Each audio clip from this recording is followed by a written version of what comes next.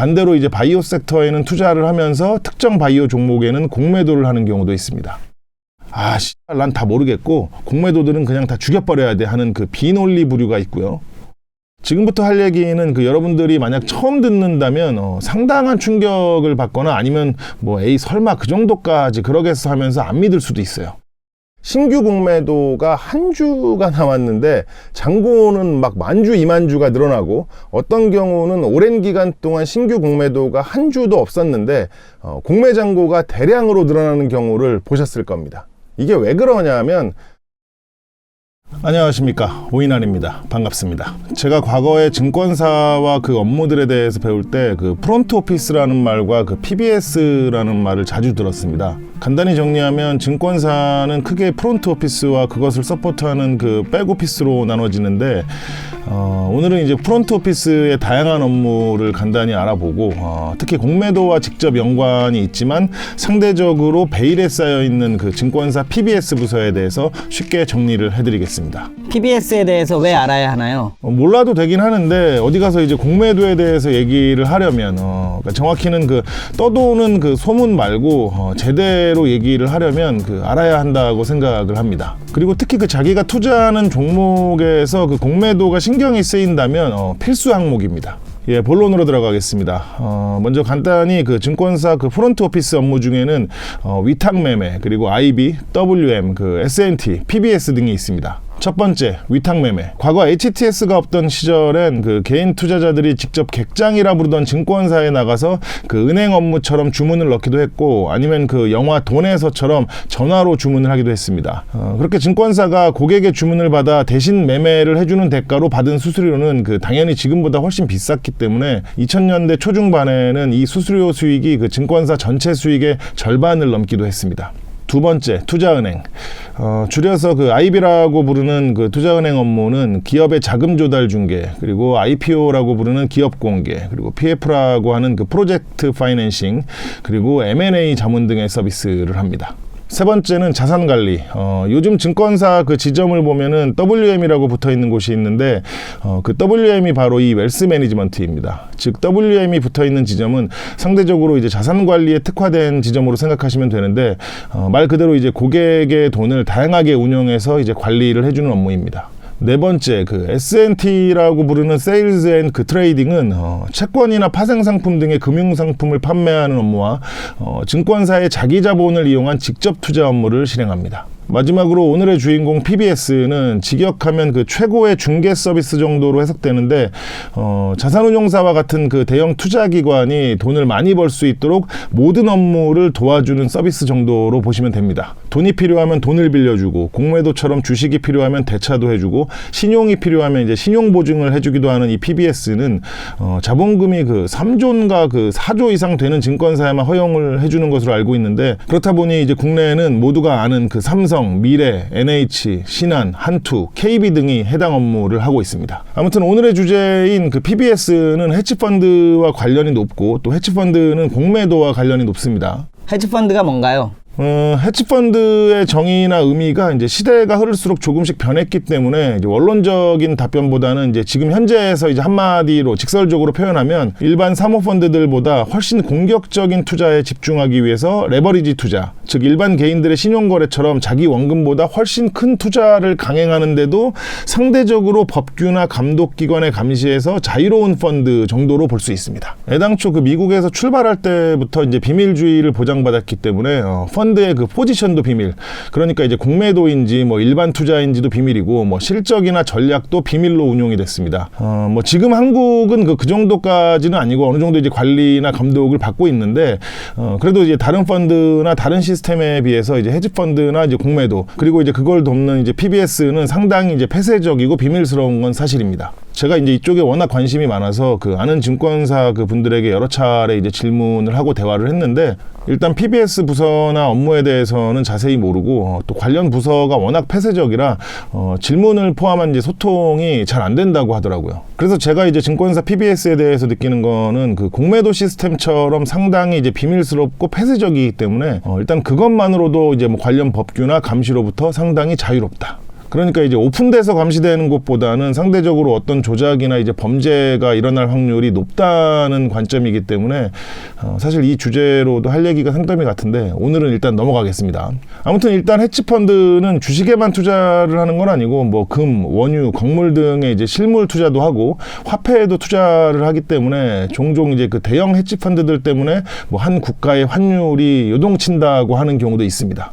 그 얘기는 뭐냐? 글로벌 헤지펀드들의 자금 규모가 상상을 초월한다는 얘기입니다. 그렇게 안 그래도 초월하는데 그 PBS의 지원까지 받으니까 일반 투자 세력과 1대1로 붙으면 거의 다 헤지펀드가 이깁니다. 그래서 여러분들이 공매 세력과 일반 세력이 싸우는 종목을 볼 때는 결국 그 주가가 하락하는 경우가 많았을 겁니다. 그리고 참고로 단순하게 그 한 종목의 주가가 문제가 아니라 그 미국의 그 한 헤지펀드는 그 2013년인가 그 아르헨티나 그 국채를 탕감해주고 국가 그 재무 구조 조정에까지 간섭을 하면서 심지어 이제 군함까지 압류하는, 그러니까 한 나라의 그 군함까지 압류하는 행동도 서슴지 않았습니다.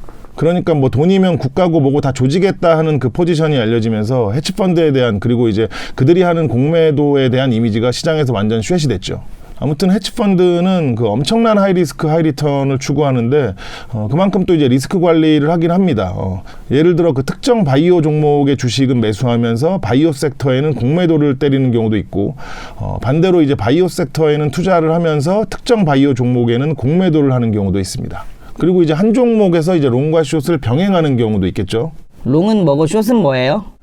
쉽게 말해서 그 롱은 그 주가 상승에 베팅하는 거고, 숏은 그 공매도, 즉 하락에 베팅을 하는 겁니다. 그럼 한 종목에 두 포지션을 취하면 오르나 내리나 같은 거 아닌가요? 아니죠. 그 일단 그 매도 타이밍에 따라서 다른 것도 있고, 헤지펀드들은 그 여러분들처럼 현물 주식만 매매를 하는 게 아니라 옵션이나 이제 선물 등도 거래를 하기 때문에 그 수익 구조가 간단하지 않습니다. 이걸 좀 쉽게 설명하면 그 앞으로 코스피가 그 상승할 것 같은 예측을 한다고 가정해 보겠습니다.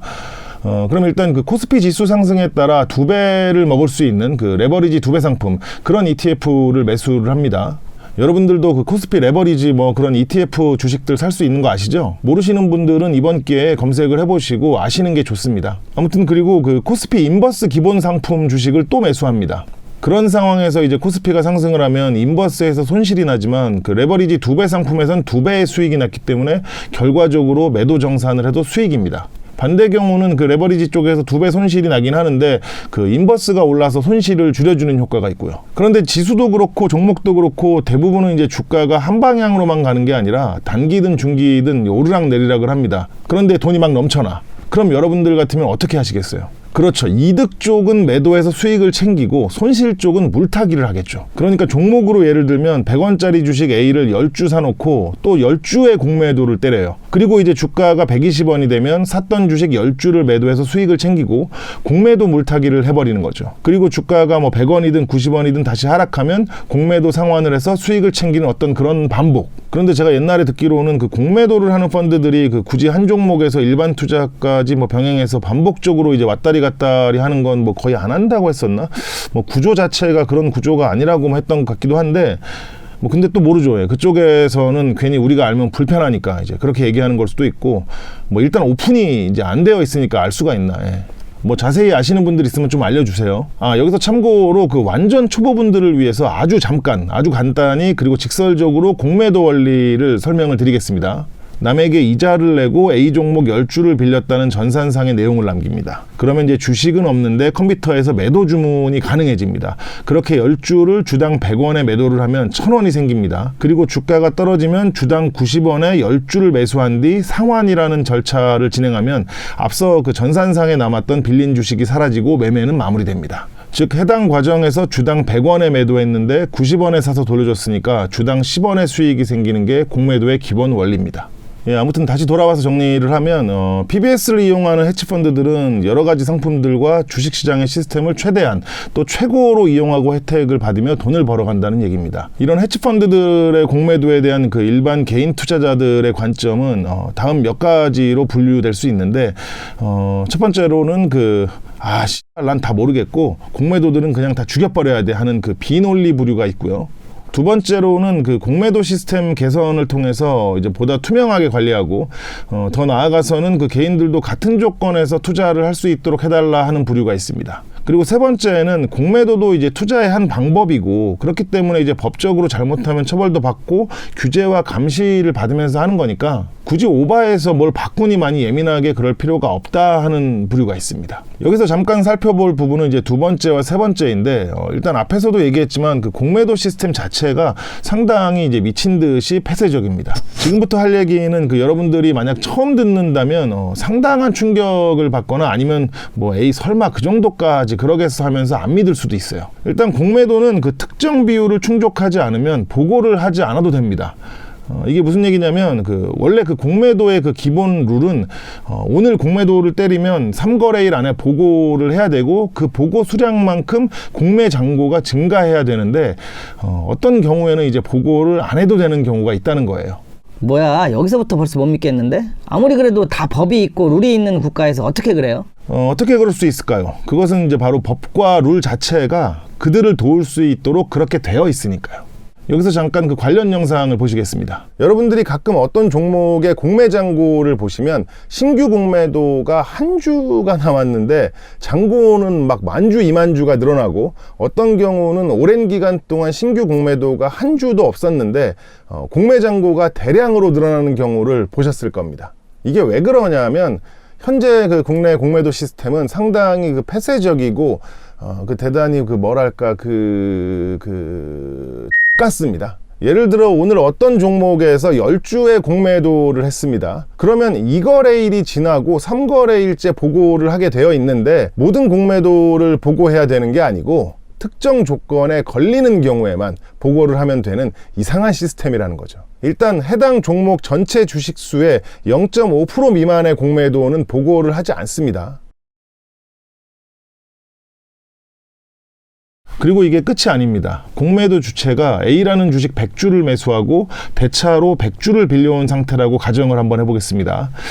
이후 그 100주의 공매도를 때림으로 앞에서 얘기한 그 보고 의무에 충족했다고 해도 현물 100주를 들고 있기 때문에 그 이상 추가로 공매도를 하지 않는 한 보고 의무가 없습니다. 그렇기 때문에 이제 보유 중인 현물과 대차 수량을 관리하면서 공매도를 때리면 그 시장에 공개되는 공매 잔고를 속일 수 있다는 겁니다. 아무튼 이런 시스템 때문에 여러분들은 그 공매도 잔고 자료에서 이런 골 때리는 장면을 보셨을 겁니다. 자료 화면에서처럼 실제 공매도는 몇 주 안 되는데 잔고는 막 몇천 주, 몇만 주씩 늘어나죠. 공매도를 한 주만 했는데도 기존 공매도와 합산해서 앞서 말한 보고 의무 비율에 충족했다면 기존에 보고하지 않았던 물량까지 한 번에 다 보고를 했기 때문입니다. 그리고 이렇게 신규 공매도가 하나도 없는데 잔고가 늘어나는 경우는 보유하고 있던 현물 매도로 인해서 차입 물량, 기존 공매도 물량과의 비율이 변경됐기 때문에 보고 의무가 발동했을 확률이 높습니다. 즉 여러분들에게 공개된 종목의 공매도 잔고와 실제 공매도 수량은 큰 차이가 있을 확률이 무지하게 높다는 얘기입니다. 아무튼 오늘은 공매도 쪽으로 좀 들어가느라고 PBS와 관련된 은밀한 얘기를 못했는데 다음 2부에서는 국내 증권사 PBS가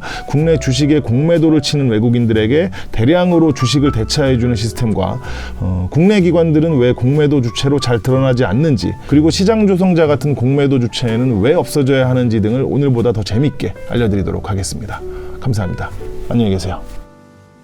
무적의 공매도 주체들이 있는데 그것은 바로 이제 시장 조성자입니다. 심지어 공매도는 호가를 내리면서 주문할 수 없는 업팅룰 규정이 있는데 시장 조성자는 그 규정도 적용되지 않기 때문에 거의 무적이라고 보시면 됩니다. 주문을 받고 실행했던 이제 외국계 증권사, 투자은행으로 잡히게 되는데 그게 바로 이제 모건 스탠리, 메릴 린치, 골드만삭스 등이기 때문에 사실상 진짜 공매도 주체는 시장에서 이제 숨겨질 수 있는 거죠.